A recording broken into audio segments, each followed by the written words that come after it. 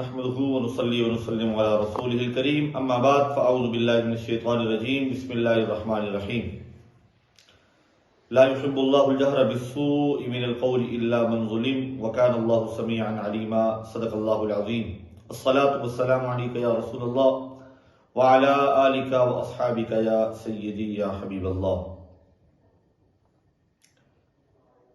سلسلہ تفسیر القرآن خلاصہ تراویح کی آج یہ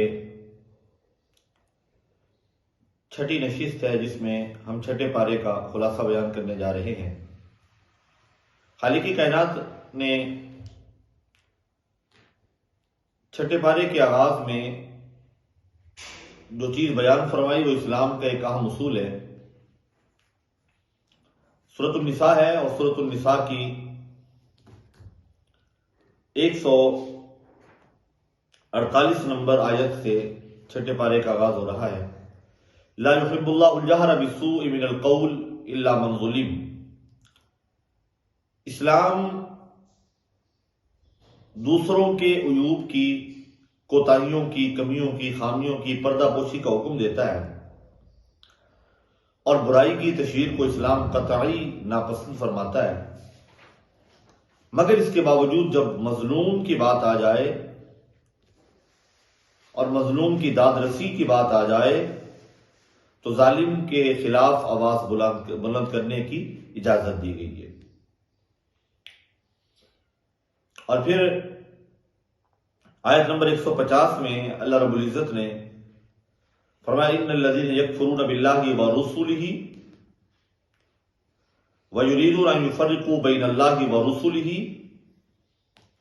وَيَقُولُونَ نُؤْمِنُ بِبَعْضٍ وَنَكْفُرُ بِبَعْضٍ، بے شک وہ لوگ جو اللہ اور اس کے رسول اور اس کے رسولوں کا انکار کرتے ہیں اور وہ یہ چاہتے ہیں کہ اللہ اور اس کے رسولوں کے درمیان فرق کریں اور ان میں بعض رسولوں پر ایمان لے آئیں اور بعض کا انکار کریں، نُؤْمِنُ بِبَعْضٍ وَنَكْفُرُ بِبَعْضٍ۔ تو ان کے بارے میں اللہ تعالیٰ نے فرمایا کہ وہ لوگ یقینی طور پہ پکے کافر ہیں جو درمیانی راستہ ڈھونڈ رہے ہیں، کچھ کو مان لیتے ہیں اور کچھ کا انکار کرتے ہیں۔ اب اگر اس بات پہ ہم غور کریں تو یہ یہود کو اس بات پہ تنبیہ کی جا رہی ہے کہ تم انبیاء بنی اسرائیل کو تو مانتے ہو، تو نبی آخر الزمان جناب محمد رسول اللہ صلی اللہ تعالی علیہ وسلم کا کیوں انکار کرتے ہو؟ فرمایا اولئک هم الکافرون حقا، بے شک وہی لوگ در حقیقت پکے کافر ہیں اور ان کے لیے اہانت والا عذاب تیار کیا گیا ہے۔ اس کے بعد جو بات بیان کی جا رہی ہے وہ یہ ہے کہ یہ یہود کا طریقہ رہا ہے کہ وہ میثاق توڑتے رہے، اللہ کے آیتوں کا انکار کرتے رہے، انبیاء کا قتل کرتے رہے۔ فَبِمَا نَقْضِهِمْ مِيثَاقَهُمْ وَكُفْرِهِمْ بِآيَاتِ اللَّهِ وَقَتْلِهِمُ الْأَنْبِيَاءَ بِغَيْرِ حَقٍّ وَقَوْلِهِمْ قُلُوبُنَا غُلْفٌ بَلْ طَبَعَ اللَّهُ عَلَيْهَا بِكُفْرِهِمْ فَلَا يُؤْمِنُونَ إِلَّا قَلِيلًا۔ اب دیکھیں یہود کی سرکشیوں اور جہالتوں کا بیان کیا جا رہا ہے آیت نمبر 153 سے لے کر 161 تک، وَرَفَعْنَا فَوْقَهُمُ الطُّورَ سے لے کر، اور واضح دلائل آنے کے بعد بھی وہ بچڑے کی پوجا کرتے رہے تو اللہ تعالیٰ نے ان کی توبہ کو قبول کیا، اور پھر اس کے بعد وَرَفَعْنَا فَوْقَهُمُ الطُّورَ، ان کے سروں پر کوہ طور کو اٹھا کر ان سے دین پر قائم رہنے کا عہد لیا، اور انہوں نے اس عہد کو بھی توڑ دیا، اور پھر ان سے کہا گیا کہ سجدہ ریز ہوتے ہوئے دروازے میں داخل ہو جاؤ، وَقُولُوا حِطَّةٌ نَغْفِرْ لَكُمْ خَطَايَاكُمْ، اور ان سے یہ بھی کہا گیا کہ ہفتے کے دن کی تقدیس کو پامال نہ کرنا، اس عہد کی بھی انہوں نے عہد شکنی کی، اور ان کی عہد شکنی کی اور کفر کی وجوہ کو بیان کیا گیا کہ انہوں نے اللہ تبارک و تعالیٰ کی آیات کا انکار کیا، انبیاء کرام کے معجزات کا انکار کیا، انبیاء کرام کو ناحق قتل کیا، قتلہم الانبیاء بغیر حق، اور حضرت مریم سلام اللہ علیہا جناب عیسیٰ علیہ السلام کی والدہ پر بہتان باندھا، علی مریم بہتانا عظیما، اور جناب عیسیٰ علیہ السلام کے بارے میں انہوں نے کہا وقولہم انا قتلنا المسیح عیسی ابن مریم رسول اللہ، اور ان کا یہ کہنا کہ ہم نے مسیح مسیح علیہ السلام کو، جناب عیسیٰ ابن مریم کو ہم نے قتل کر دیا۔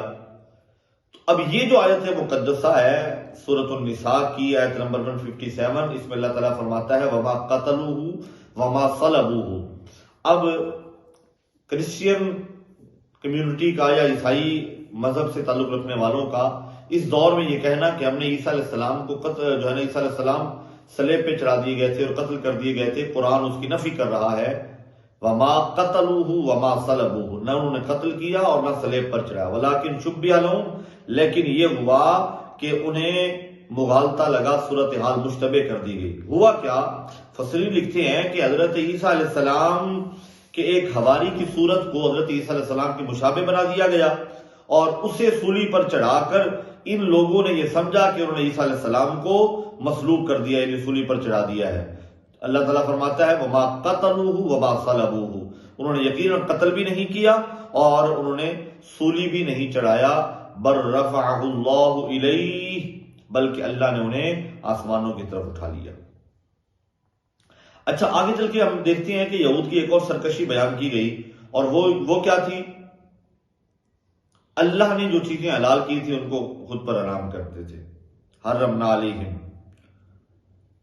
تو یہود نے جو ظلم کیا تو ان کے ظلم کے سبب ہم نے ان پر ان چیزوں کو حرام قرار دے دیا جو ان کے لیے حلال تھی۔ وَبِصَدِّهِمْ عَنْ سَبِيلِ اللَّهِ كَثِيرًا۔ اب آگے چلے وَأَخْذِهِمُ الرِّبَا، جو ان کی سرکشی تھی تو ایک سرکشی یہ بھی تھی کہ ممانعت اور منع کرنے کے باوجود بھی وہ باز نہیں آتے تھے اور سود لیتے تھے اور ناحق لوگوں کا مال کھاتے تھے۔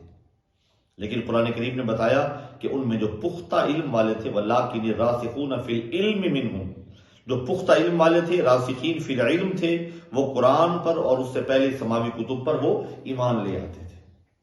وَمَا أُنزِلَ مِن قَبْلِكَ، پھر وَالْمُقِيمِينَ الصَّلَاةَ، نماز قائم کرتے تھے، زکوٰۃ ادا کرتے تھے، اور اللہ اور قیامت کے دن پر ان کا ایمان تھا، اور اولئک سنؤتیہم اجرا عظیما، اللہ فرماتے ہیں ہم ان کو اجر عظیم عطا فرمائیں گے۔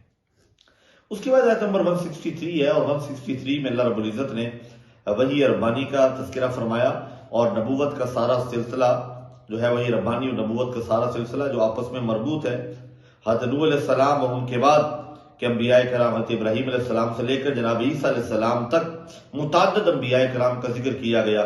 فرمایا انا اوحینا الیک کما اوحینا الی نوح والنبیین من بعد واوحینا الی ابراہیم واسماعیل واسحاق ویعقوب والاسباط وعیسیٰ وایوب ویونس وہارون وسلیمان۔ کتنے سارے انبیاء کا ذکر سورۃ النساء کی اس آیت نمبر 163 میں ہمیں ملتا ہے۔ ہم نے وہی فرمائی آپ کی طرف جیسا کہ وہی فرمائی تھی جناب نوح علیہ السلام کی طرف، اور نوح علیہ السلام کے بعد باقی نبیوں کی طرف، جناب ابراہیم علیہ السلام کی طرف، جناب اسماعیل علیہ السلام کی طرف، جناب اسحاق کی طرف، جناب یعقوب کی طرف اور ان کی اولاد کی طرف، اور جناب عیسیٰ علیہ السلام کی طرف، جناب ایوب علیہ السلام کی طرف، جناب یونس علیہ السلام، جناب ہارون علیہ السلام، جناب سلیمان علیہ السلام، اور یہ سارے اولاد ابراہیم میں ہیں۔ وَآتَيْنَا دَاوُودَ زَبُورًا، اور ہم نے داؤد علیہ السلام کو زبور عطا فرمائی۔ اللہ اکبر، کیا خوبصورت میرے رب کا کلام ہے، اور کیا انداز ہے میرے رب کا، کتنے انبیاء کا ذکر اللہ رب العزت نے ایک آیت مبارکہ میں فرما دیا ہے۔ اور پھر رسل مبشرین و منذرین، اللہ کے رسول خوشخبریاں بھی سناتے ہیں اور ڈراتے بھی ہیں، خوشخبری جنت کی اور ڈراوا جہنم کا۔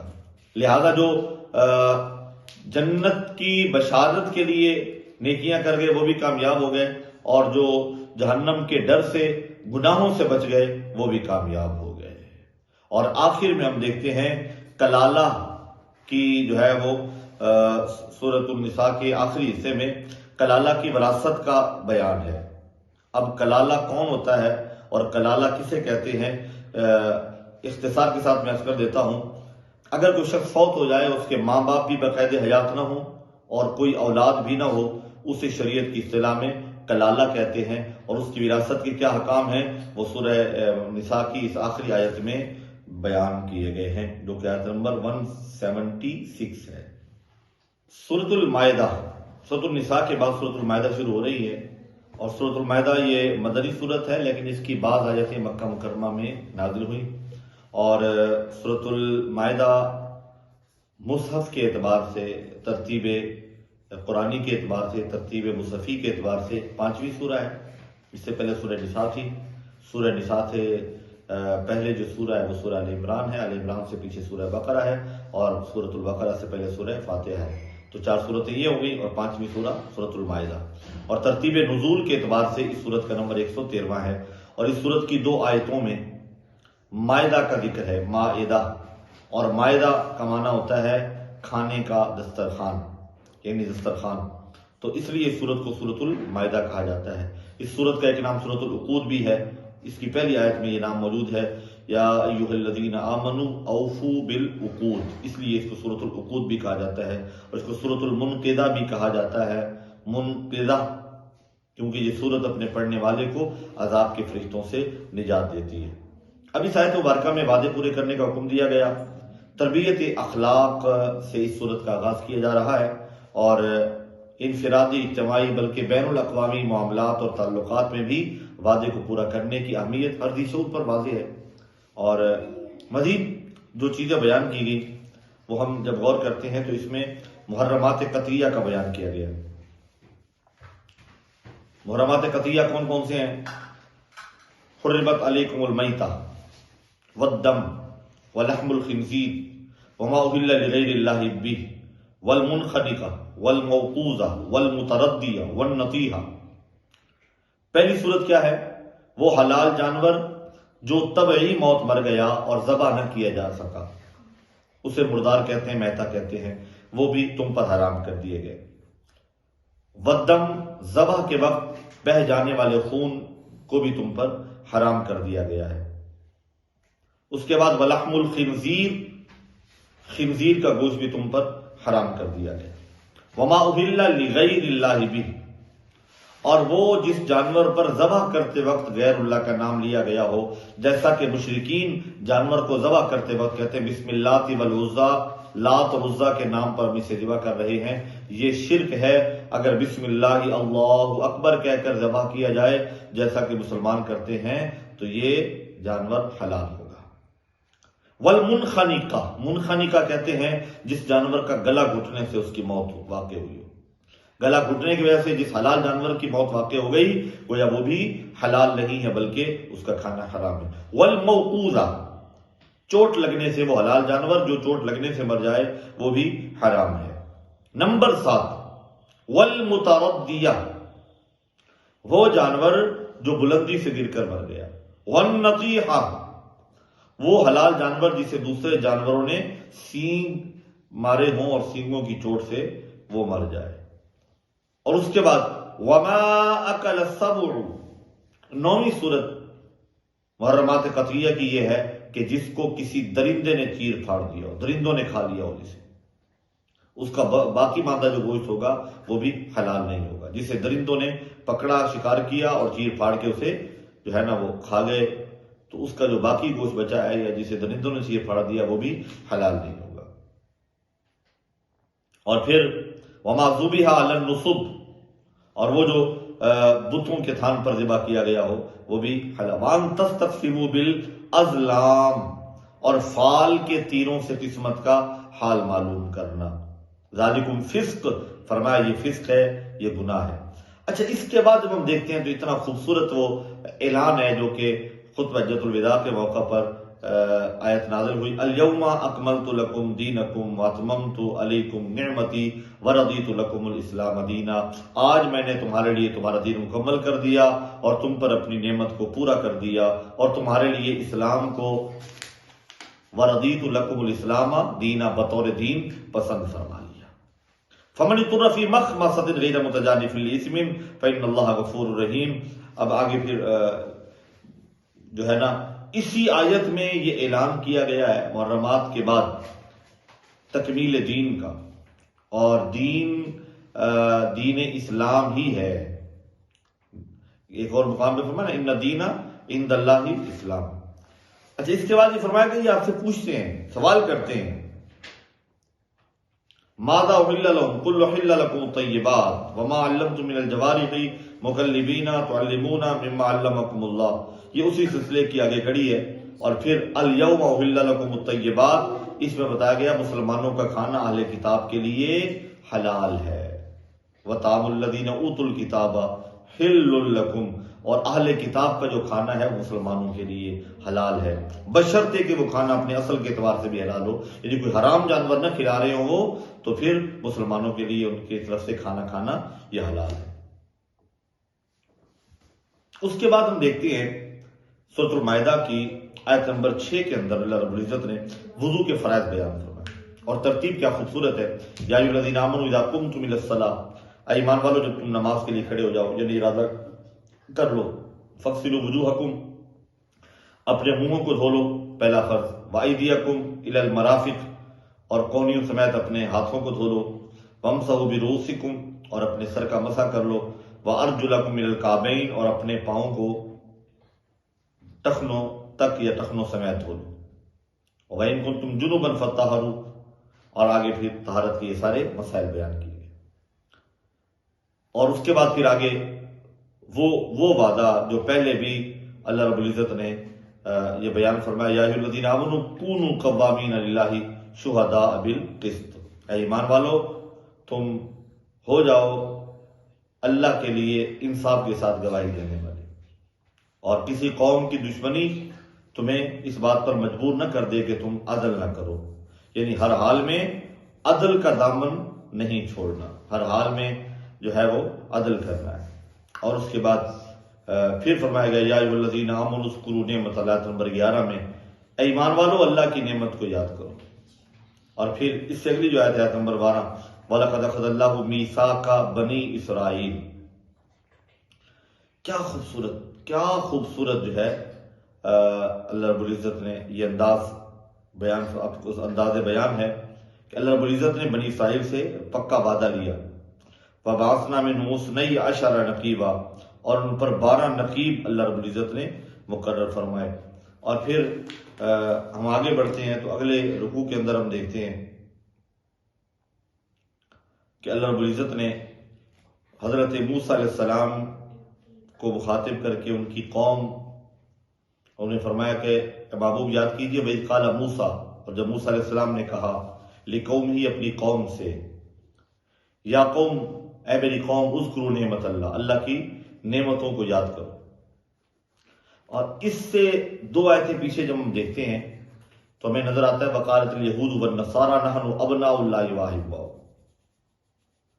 اور یہود اور نصارہ کہتے ہیں کہ ہم اللہ کے بیٹے ہیں اور اللہ کے محبوب ہیں.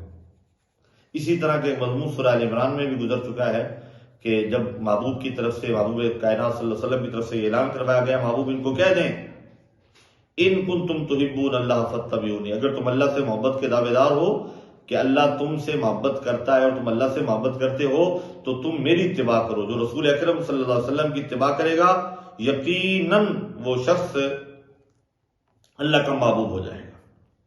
اب ان کا یہ جو دعویٰ تھا، اور پھر اے محبوب ان کو کہہ دو فَلِمَ يُعَذِّبُكُم بِذُنُوبِكُم، کہہ دیجئے پس وہ تمہیں تمہارے گناہوں کا کیسے جب تم یہ دعویٰ جو کرتے ہو. اللہ اکبر. بل انتم بشر ممن خلق، بلکہ تم تو بشر ہو، انسان ہو جنہیں پیدا کیا گیا ہے. یغفر لمن یشاء ویعذب من یشاء، اللہ جسے چاہے بخش دے اور جسے چاہے اللہ عذاب دے. اچھا، اس کے بعد جب ہم دیکھتے ہیں تو اللہ رب العزت نے اللہ کے نبی جناب آدم علیہ السلام کے بیٹوں کا ذکر فرمایا. ان میں سے ایک بیٹے نے یہ کہا وَاتْلُ عَلَيْهِمْ نَبَأَ ابْنَيْ آدَمَ بِالْحَقِّ، آدم علیہ السلام کے بیٹوں کے واقعے کو ذرا بیان کریں. جب انہوں نے قربانی دی تو ایک کی طرف سے قربانی قبول کر لی گئی وَلَمْ يُتَقَبَّلْ مِنَ الْآخَرِ، اور دوسرے کی طرف سے قربانی قبول نہیں کی گئی. جس کی قربانی قبول کی گئی وہ حابیل تھا، اور جس کی قربانی قبول نہیں کی گئی وہ قابیل تھا. اور پھر قابیل نے اس حسد میں اپنے بھائی حابیل کو قتل کر دیا. اور پھر جب اس نے بھائی کو قتل کر دیا، پہلا یہ قتل تھا، اپنے بھائی کی لاش کو کندھوں پر اٹھا کر وہ پھرتا رہا. قرآن کہتا ہے فَبَعَثَ اللَّهُ غُرَابًا، اللہ نے کوے کو بھیجا، يَبْحَثُ فِي الْأَرْضِ، جو زمین کو کھود رہا تھا. اور پھر कव्वे आपस में लड़े, एक कौवा मर गया तो दूसरे कव्वे ने पाँव से अपने पंजों से जमीन को रेत कर दूसरे कव्वे को जमीन में दफन किया। तो आदम अलैहिस्सलाम के बेटे काबिल ने कव्वे से अपने भाई को दफन करना सीखा। तो इंसान ने दफन का जो तरीका है वो कव्वे से सीखा है। तो ये इस आयत मुबारका में, इस सूरत में ये बयान हुआ, और ये 2 रुबा मुकम्मल हो गए इस सूरह मायदा। और फिर आगे चोर की सजा बयान की गई, वसारिकु वसारिकतु फक्तउ ऐदियहुमा जज़ाअम बिमा कसबा नकालम मिनल्लाह। चोर मर्द हो या औरत, उन दोनों के हाथ काटे जाएंगे। ये कुरान ने बयान कर दिया है। अब अगर कोई चोर है और चोरी साबित हो जाए तो फिर उसके हाथ काटे जाएंगे। सूरतुल मायदा की आयत नंबर 51 जब हम पढ़ते हैं तो उसमें बड़ा वाज़ेह तौर पर अल्लाह रब्बुल इज़्ज़त ने इरशाद फरमाया, या अय्युहल्लज़ीना आमनू ला तत्तखिज़ुल यहूदा वन नसारा औलिया। ऐ ईमान वालो, यहूद और नसारा को अपना दोस्त न बनाओ। बादुम औलिया, बाद वो एक दूसरे के तो दोस्त हैं लेकिन वो मुसलमानों के दोस्त नहीं हो सकते। वमन यतवल्लहुम मिनकुम फइन्नहु मिनहुम, जो उनसे दोस्ती करेगा वो उन्हीं में से होगा।